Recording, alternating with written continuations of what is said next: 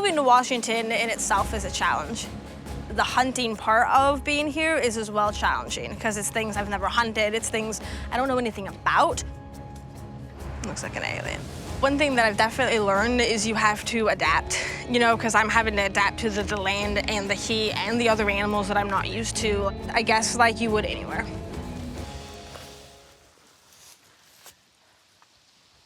Oh, and I traveled a pretty good ways. I'm gonna try and do a bit more calling and see if they're around here.